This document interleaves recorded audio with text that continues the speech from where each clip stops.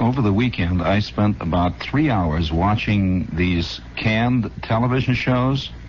You know, the realistic kind, where there's a scene where the cops wind up chasing the guy around the roof. Have you ever seen, around the roofs of the buildings up and down the west side there over by the docks? And they shoot it out, and the lovely girl who winds up getting involved in the third reel, he's tearing down the fire escape, and he jumps into the room there, and he's always in the room with her, this beautiful girl. Well, I saw at least 7 of those over the weekend, and they're running around on the roofs. And I came to a conclusion there. These are called realistic television shows, because they're shot on real fire escapes and on real roofs. Wouldn't it be fantastic if life really was like that? I mean, really, wouldn't it be if every 20 minutes you hear them shooting it out up on the roofs, you go over in the 40s there, over by the roof, pow, pow, pow, pow, and Rocco the Lip, you see us swinging up and down the fire escapes, and there's a beautiful girl wearing a shawl. Oh, Rocco, please, I love you. Wouldn't it be wild? Oh, and think of the great headlines, and think of the wonderful newspaper stories. Every day you could pick up the newspapers, and there would be all those stories in the paper about all these fantastic things, and invariably in every story it would say that Rocco the Lip, while he was being chased up this alley, ran into this beautiful girl who had just come in on the boat from Italy someplace, and she was a beautiful girl, had a strange, striking resemblance to Elizabeth Taylor, and she fell instantly in love with him, and she didn't know he was a crook, but nevertheless, in the last, wouldn't it be just, but once in the great while, though, something pops up right out of the paper that makes all of that jazz look like kid stuff, but kid stuff. And you never know where it's going to happen. Now, yes, by the way, before we go any further, I would like to say that tonight's text is not for women and children. And if you fall into either one of those categories, I suggest you go down to WPAT maybe. They've got some nice ear-to-ear music. I imagine QXR now has a nice Haydn string quartet on. A couple of other stations got these gigantic recorded fist fights with these guys hollering through their nose. You might like that. And, you got a lot of things you can do. You don't have to, so please, without kicking chairs over anything, please leave now. Now, getting back to our text here, did you read that wild story over the weekend? Now, I tell you how I happened to read it. I was walking along 3rd Avenue, and along 3rd Avenue, way over there on the east side there, all kinds of little places where they sell used Victorian lamps and elephant's foot umbrella stands. Hey, by the way, did you ever see an elephant's foot umbrella stand? A real one? Well, one time I'm in an auction, and it's a great auction. And I really dig going to auctions, especially auctions when they're selling some old recluse's estate. And, they've got all this wild stuff there, and they're selling it all out. And the auctioneer is trying to make everybody believe that it's wonderful stuff. And I'm sitting down in the crowd on the camp chairs. They have these little stores with the camp chairs all sitting there, and up on a little stage is the auctioneer. And he's selling the estate of this well-known, very ancient, and very eccentric recluse who lived on the outside of Cincinnati, and he made all kinds of dough in the yeast business. So right there, he's got a lot of stuff going. You could tell it, right? He made yeast. So this old gentleman had passed into the great beyond, and he'd left behind him a collection of effluvia, the like of which the average pack rat could not even comprehend. And here's all this stuff. He had a chandelier that must have been 7 stories high, just the chandelier, and it had cut glass crystal balls and little cut glass crystal fringe hanging, and each candle. Now this was the final, the little Philippe. Each candle, imitation candles, with a little light bulb at the top. Each candle was held in a brass fist. Now get that, sticking out of this great big pile of glass. But you haven't heard the end of it. On each brass fist, right below each brass fist, on each brass wrist was a brass cuff. And sticking out of each brass cuff was a rhinestone cufflink. How about that? This thing was 7 stories tall. I almost bought it for my pad. You know, boy, 378 bulbs going all at once. Held aloft in a brass fist with a brass cuff with a rhinestone cufflink. Hey, George, now, I say you cannot give up on mankind if he's capable of this kind of stuff. I'm just talking about mankind in general.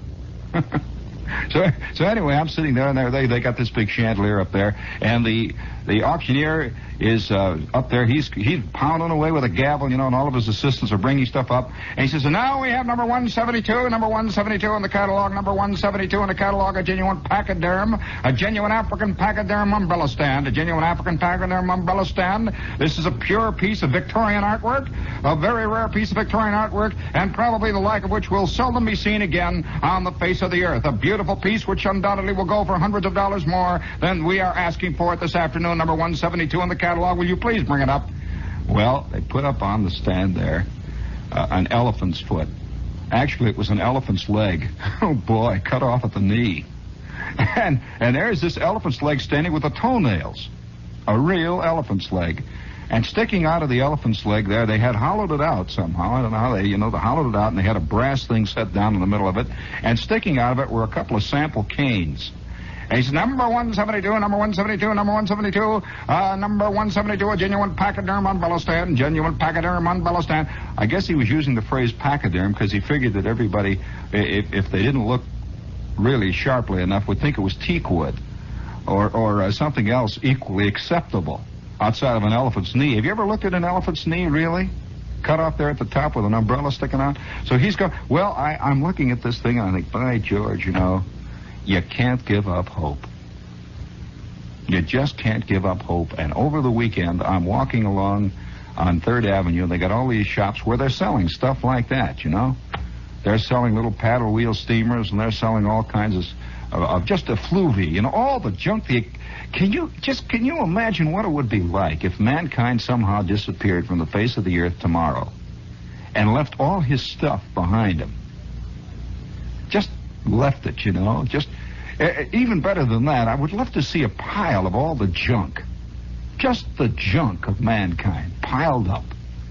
I wonder how high it would reach, this pile.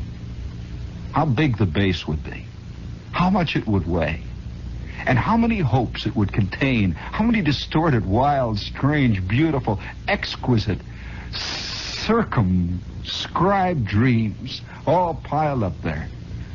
With those plastic streetcars and those leather whales and those elephants' toes. Oh, boy. While I'm walking down there, I'm looking in the window, see, and I figure, well, this is a part of man that has no relationship to his action. You follow me here? It's the stuff like you drip off, you know what I mean? It just sort of, it's the slough off of man. It doesn't have any real relationship to what he does. Well, I'm walking along 3rd Avenue, and I come to this little newsstand, and there on the newsstand is a pile of newspapers. And I'm walking past, and suddenly a story just came right out of the page. I don't read. I'm not a nipper. You know what I mean by a nipper? It's the kind of guy, you know, that walks over and reads the front page of the paper and then goes on. This is a nipper. And, boy, they are the bane of the newspaper sellers. You know that the newspaper sellers learn very quickly in the game just how to place that iron weight. So the headline sort of catches you, but you can't read it.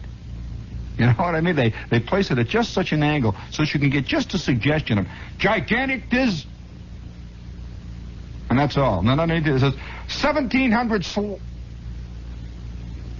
X, and that's it, you know, with a big red thing on the top. And say, whoo, what's this? And you go over there. You can't just take the thing, you know, and lift it off and look. Because he's looking, he's standing right, so you wind up by popping for it. And then all you get is the true life story of Marilyn Monroe. So anyway, I'm walking past, and there's this story. I stopped, and I bought a newspaper for one story. It was the story that came out of St. Louis over the weekend. Did you read this thing? An unbelievable story. It told about an incident that happened at night in the St. Louis Zoo. Have you ever been, first of all, in the St. Louis Zoo? You have to understand the St. Louis Zoo is not like the zoo here. It's not like Central Park. Central Park Zoo is a comparatively citified zoo. You know, there are buildings all around it, and things are pretty much under control. But the St. Louis Zoo is a big zoo, and it's set in trees and so on, and it's almost as though it's removed from let's say from civilization. It's a big zoo, and it's a good zoo. But at night, this is what happened. The guard, who's just on duty there, fooling around, sees a man, a big man. This man weighed over 200 pounds, big, tall guy, and somehow he walked with a strange walk. He was walking very stiff-legged, and his shoulders didn't move. He walked, the way the guard put it, he walked like a zombie. Well, you know what a zombie is? A zombie is more than a phrase. A zombie has to do with all kinds of Caribbean voodoo cults. A zombie is in effect a dead man who has been reanimated and who has been set into motion, a kind of Frankenstein. Well, anyway, here's this guy at night, and the guard sees him, and he says, gee, you know, it looked a little suspicious. And so he went over and got a policeman. And just as he got the policeman, the man started to walk up a hill toward the reptile house. Now, this is a kind of a hilly zoo. It's built on plains and angles, and there are slow-rolling hills with trees all around. And it's all set in, and it must have been pitch black. But he walked up this sharp inclined plane, and the policeman is being summoned, and the guard leaves the policeman area where he had called up for a cop, turns and runs after the man. Now, you got the picture? The man arrives at the front door of the reptile house, and with fantastic strength, he tears the brass bars down that had barred the door, tore aside a screen, and ripped open the door, and walked right into the reptile house, carrying with him a long metal pole, like a pipe or something. He walked right down the middle of the reptile house, smashing the reptile cages, one after the other. Well, the man behind him, the guard, is clinging to his back and hitting him on the head with the butt of his pistol, banging him on the head, screaming at him to stop this. The man paid absolutely not the slightest heed to him, and the blows didn't even seem to affect him. He's just banging him on the head, screaming, and a policeman arrived, and they're struggling with this man, and he just kept walking down the center of the reptile house, smashing cages as he went, until finally he smashed 46 cages in that darkened house. With that, he turns, moves right up the aisle, out the front door, down through the bushes, over a fence, and into a car he had waiting, and was gone without a word. And of course, the snakes are all out and writhing. Half of them were poisonous snakes. One of the guards rushed in, grabbed the whole of a rattlesnake by its head, and shoved it right back in and slammed a box over it. There were 46 cages busted open. Luckily, he missed the deadly African black mamba, which would have really gone to town had he gotten out. But what a story! What a story! What makes this story even more probably frightening? Speaking of the fright, this is WOR AM and FM New York. And speaking of snakes in charge, this is WBAI New York. And we're 40 years old here, WOR is. And we show every year of it. But nevertheless, now don't write in. I'm just talking about WOR now. They know what I mean. And I'm one of the family, so I can say it. Shut up. So you know what makes this story more grotesque than just perhaps it's a thing that's beyond your imagination. In other words, what psychological dilemma was this man in that made him break open the cages of snakes at night in the St. Louis Zoo? He did not attack people. We can understand man attacking people, you know? We can understand men attacking animals. This we can understand. But a man seemingly possessed, seemingly somehow with a great fixation, moving through the dark, breaking glass cages to reptiles, is almost, it's the kind of story that you don't know whether, if it were written, you want to know what now? What now? And there was immediately a great search was instigated was set into motion in St. Louis. But as far as I know, there has not been another word on the story. Have you heard any more about it? Did you hear the story? Isn't that a wild one? Well, now, if you're confronted with a thing like this, how can anybody say? Now, this is one person, one human being. Remember, this is a human being, just like you are. Now, how can anyone try to pretend that there is some kind of absurd logic that man follows in his convolutions through time and space? I'm talking about all of mankind, and I'm not even attempting to in any way, shape, or form apply an overall or a universal meaning to what this man did. He is a man, though. And he did something beyond the imagination of men. Even beyond fictional imagination, really. Now you can say, well, he wanted to set the snakes free. That's why. No. That's a very bad explanation. Because from the stories, from the way it came out, he seemed to be doing it with a ferocity that had little or nothing to do with snakes themselves, per se. Now, I'm sure somebody who is an animal lover would say, well, I felt like that many a time going to the zoo. Oh, no. Not quite. And apparently, this was done with forethought. There was a car waiting.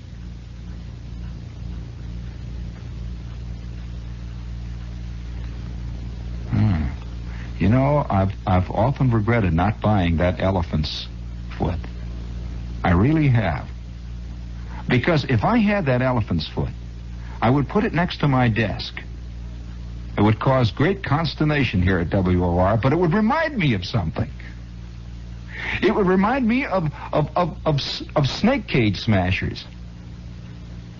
It would remind me of chandeliers with phony candles being held aloft by brass hands. Yes. Oh, lost, oh, gone, oh, Pegeen. But here we are, we're faced with the reality of it. And yet, you know, you can't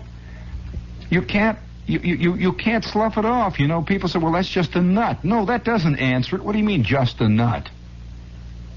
You can't just say it that way. People have these beautiful little pat phrases that seem to be applied to everything, like, oh, I'm in love. That's the end of it. Or, oh, you know, he's a man. Have you ever heard that phrase? As if that covers it. That says something. Or, well, what are you going to do these days? What do you mean, what are you going to do these days? What would you do any days? What if you were living in 1166 or 1060? Yeah, what are you going to do these days? They're fighting all the time out there with their arrows and jazz. Crying out loud. That doesn't answer anything. Half of the things we say don't answer anything. So don't come back and say he was a nut. That doesn't answer it at all. Speaking of, you know, all right, now I'll give you, how about answer, please, number 2. Yeah, that's right. Answer this one now. Put, you know, this one. No. Hold it there, boys. No. That's better. Hold it now. Now we have great respect, of course, for all the storied knowledge, well, let us say the assembled attitudes. By the way, you know, speaking of the assembled attitudes, any of you ever read a book by Angus Wilson called The Anglo-Saxon Attitudes? A magnificent title for a book. The Anglo-Saxon Attitudes. We dip. Peer.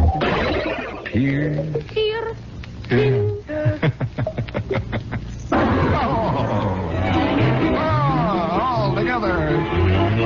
Here's the last Heroes of the Realm last night pondered the case of a noble lord who said his mother-in-law got rid of rats by talking to them.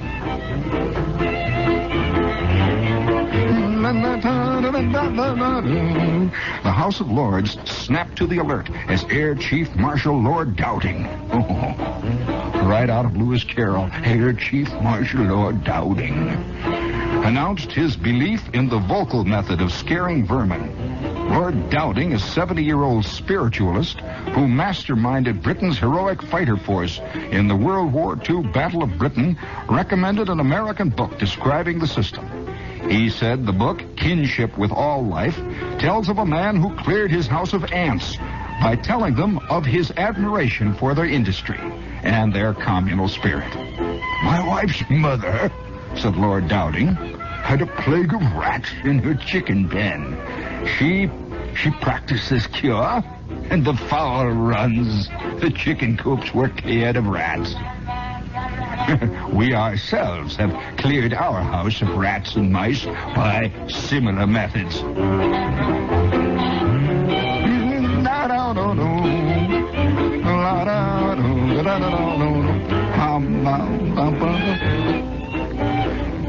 The lords sat up and blinked. All of them assembled in the House of Lords itself. Up rose Earl Bathurst, Undersecretary of the Home Office, who allowed that some people do have extraordinary powers over animals. But if we all set about acquiring the powers of Lord Dowding, we shall merely push our rats and other vermin upon some other individual who does not have these powers. Oh, the wonderful spirit of fair play that exists among the English.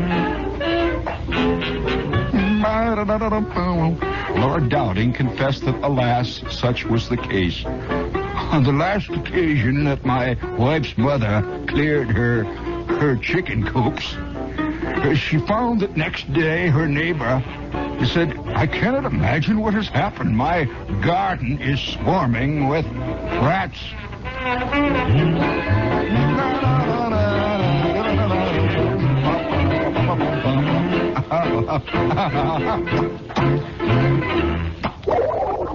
Hold it there. Hold it. Stop it. Just cut it out, all of you guys.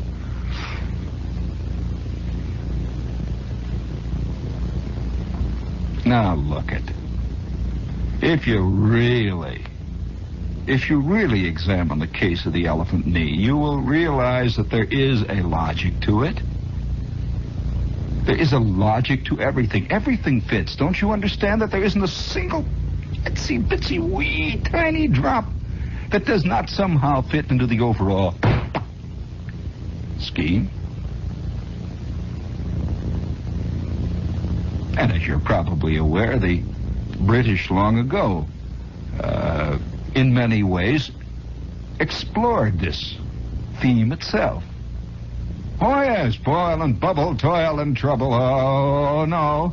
Thou shalt not push me beyond the cliff.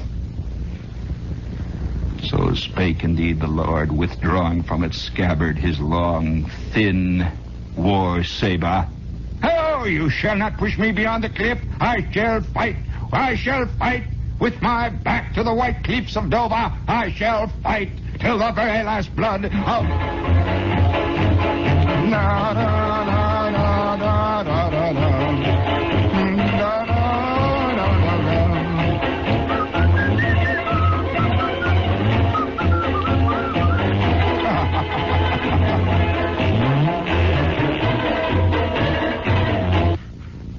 We have here a news item, dateline London, February 15th. A court in Aldershot ruled today that if you want to drive your bed through the streets, you must display L or learner plates, obtain proper automobile insurance, hang license plates at either end, and install a braking system. Richard Brown, a 19-year-old student who did not follow these rules, was fined the equivalent of $36 and suspended from driving beds or cars for 1 month. He drove his bed, powered by a motorcycle engine, for 2.5 miles through Farnborough 5 months ago. The processional committee that fined him was also held for aiding and abetting Mr. Brown. Oh, incidentally, today the student who is now in the Royal Aircraft Establishment is the only known bedstead driver in the country. He was barred from the road. However, we were watching and will watch this youth's procedure in the future with a great deal of interest. All together now. All together. Hold it there. Hold it all here. Hold it. Stop it. Stop. Oh. Now, it's just emotionalism will get us nowhere. Did I tell you about the time the lady... Of course, this is the kind of thing that you don't like to tell children. And if there are any children awake, all I have to say is that you're going to learn it somewhere.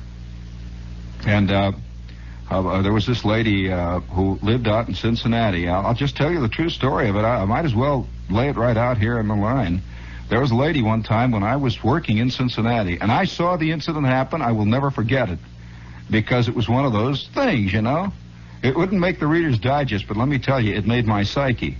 It also made my day. I was walking, you know, Cincinnati is a very hilly town. You know, very up, down, so on. And I'm going uphill one day on Vine Street, and you won't believe this, but I saw a lady who seemed to be otherwise normal and all right, riding in an automatic washer down the middle of Vine Street in Cincinnati, going downhill against the wind. This chick went through 2 lights and didn't do anything but just sit and wave at people. Well, I saw her go past, you know. And, it was... Oh, you're interested in what? Well, it was a Maytag. And I waved at her when she went past. And she was sitting in the clothes dryer compartment. You know, they have 2 compartments. She's sitting in the clothes dryer compartment. And somehow I had the feeling that she had a companion when she started out. And he stopped off somewhere. And they just went right on, disappeared in the distance, and I never heard another word about him. I saw it happen. I was expecting to read about it in the paper, but you know they hush up the real stuff. Everybody's covering up. By the way, are you covering up? Oh.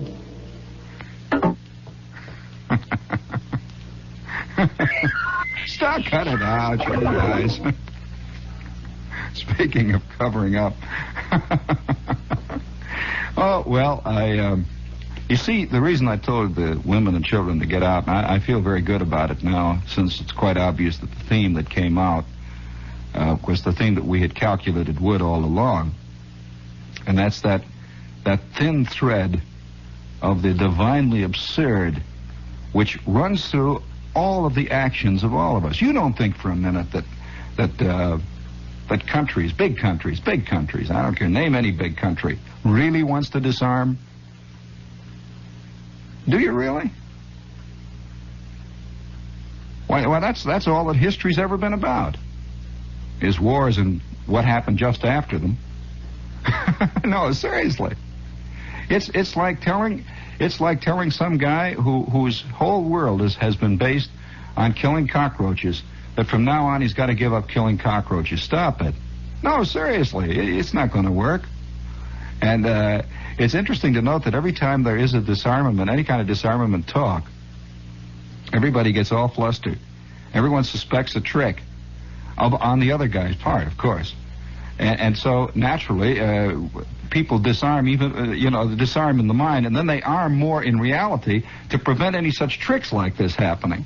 It sort of piles up one after the other until finally we wind up with tiny little bursts of impatience that have nothing at all to do with disarmament or armament.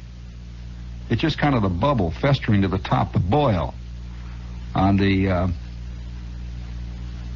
of the psyche. Just pops like that, you know. And there's this little thing, you know, comes out of the news. I mean, it just says, the letters to the editor. It says, Brooklyn, won't the Transit Authority do something about them fans? Why don't they do something about them fans in the new IRT and BMT cars? They've been in operation all winter. Signed a frozen sardine, rotten bums.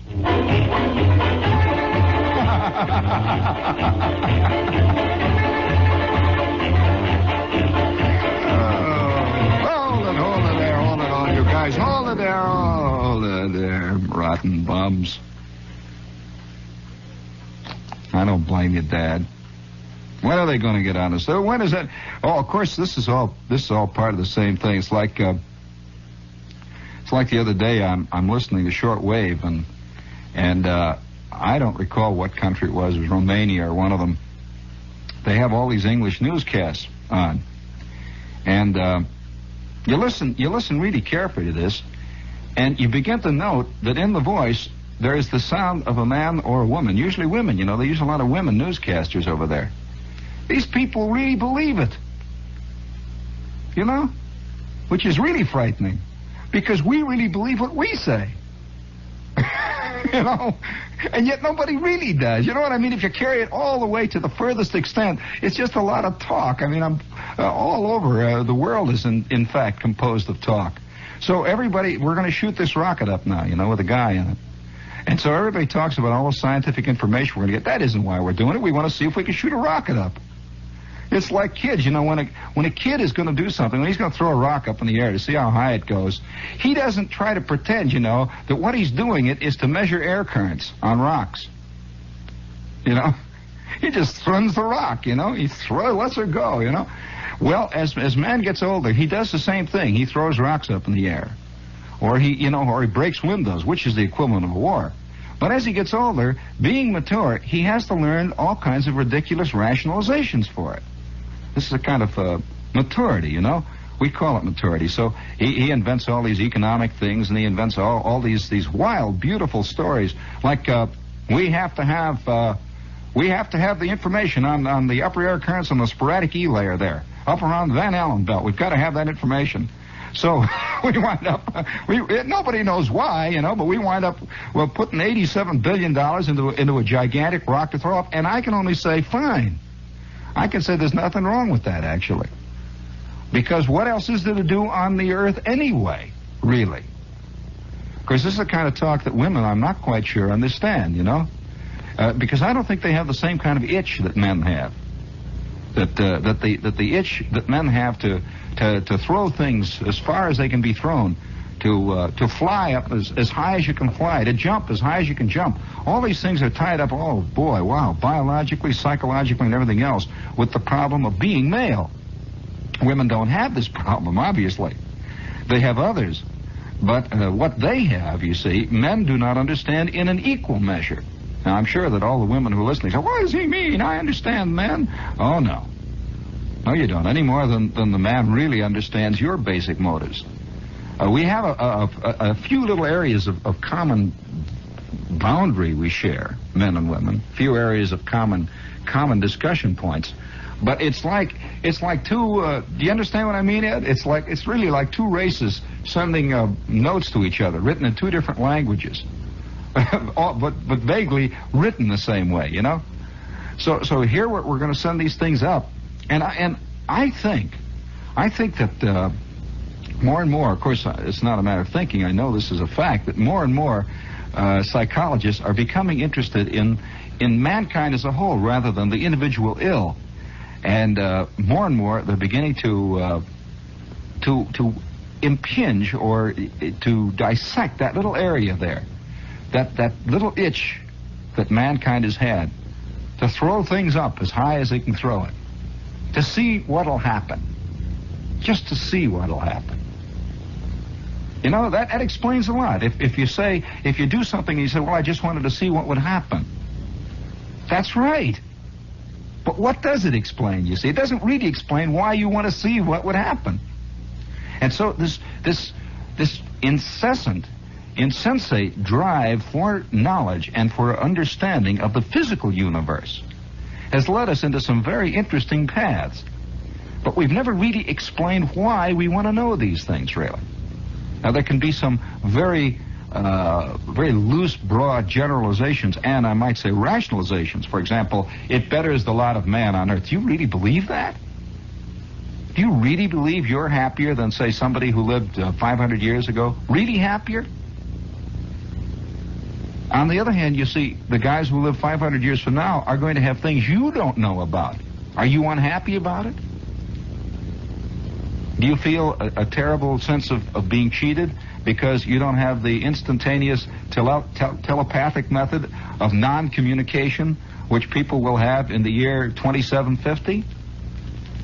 Do you think Washington felt cheated because he never saw Gunsmoke? Seriously, you know? But we like to think they did, you know? That the poor old Jefferson left this mortal coil feeling cheated. Right, George? He just missed out. Just missed out on VistaVision. If he'd have stuck around, he might have seen it. And yet, you see, the the interesting problem here is one again of time and space. The time you occupy a certain amount of cubic inches of space versus the time and space occupied by somebody else at another point on the graph. Just as a big long line there. But nobody quite understands why we have this. No, they don't. They really don't. Now, a lot of people are going to come up with glib answers, but no one has really explained that one interesting facet of all of us. And that's this thing to know everything. To just see what it would do. You know? Just see what it would do. No one really knows about this. And if you're going to tell me, come up and say, well, they're doing this because, you know, if they find out how it is on Saturn, they will discover how they can better the lot on... Oh, come on. Everybody wants to go to Saturn just to see what Saturn's like, that's all. Why don't we just admit it? We want to see what's there. Why do we have to come up with all this, you know, this jazz? Maybe they figured if we said the truth, no one would pay for it. But I suspect they would pay for it quicker if you laid it out, you know. They said, we want to shoot a rocket up. See how high we can shoot one up. Let's get the dough up here. We're going to shoot this big one up there as far as it can go. And I would pay. But if they come up, you know, and they want to tell me we want to find out about the cosmic rays and about the number of times the gamma ray bounces off the number 3 E'2 shield, you know, come on, lay off. I mean, after all, my life is short. I just want to see how high you can shoot it. I'm sorry, that's my attitude towards it, which is a terrible attitude, you know. I suppose I should have the proper 20th century attitude, which is the non-romantic or the academician attitude, where I could couch all my secret yearnings in very involved technical language, which, when all boiled down, says we want to shoot it up in the air. That's what it really boils down to. We want to find out. Of course, we explain we have gamma rays. We go into quantum mechanics. We go into the whole routine. You say to kind of hide the whole thing. It's like a giant speakeasy we're running of the mind. You know, that everybody pretends that everything else is going on, but what he really wants is a drink. That's all. I want a drink. We rationalize all over the place, and I'm. Of course, on the other hand, if people ever would admit why they have wars, for example, we might begin to make some progress towards not having them. You know, any good psychologist will tell you that the minute a man who has got a fixation, say, for example, an alcoholic, admits that he has one, really admits it, you know, and says, well, all right, now, where do we go from here? Then there might be a chance of going, but there's obviously no guarantee of a cure, but there is a chance. But we never admit this.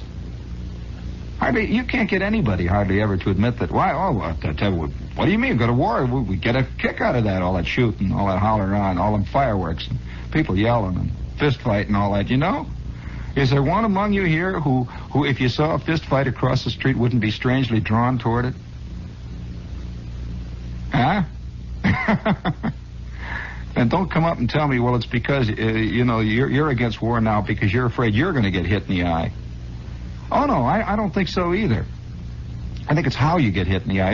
Isn't there one among you who never to himself has said, you can see yourself charging up the hill there at San Juan Hill, you know, and Teddy Roosevelt's howling, charge, and you're running up there behind him, you know, and you take this ball through your shoulder, and you continue to struggle up there, carrying the flag aloft. Come on. You know it's true. You know, it's one of the saddest sights of all is this little 97-pound weakling standing on the library steps saying how much he hates football players. Does he really? Or does he hate non-football players even more?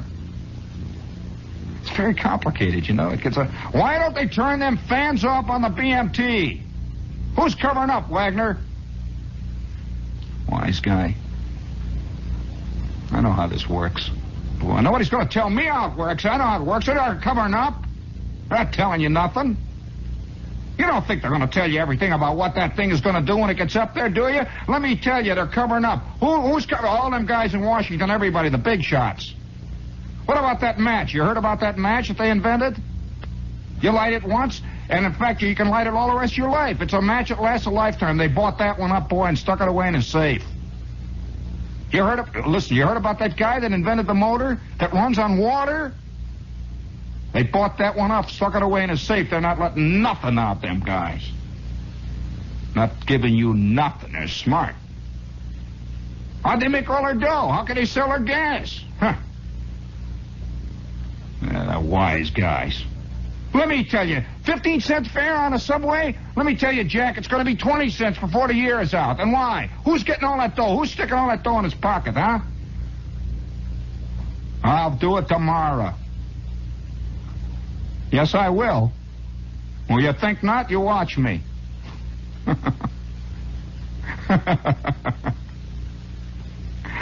Now, this is a common attitude. You know the attitude? Is there anyone among you who hasn't heard about the carburetor that gets 40 miles to the gallon of gas? And they bought it up from this inventor? They bought it up? Yeah, I know. You got it in a safe. Speaking of the safes, boy, I'll tell you who's got a loaded one. You ought to drop by down to the Mandarin House. Wise apple. The Mandarin House on 13th Street between 6th and 7th. Who are they?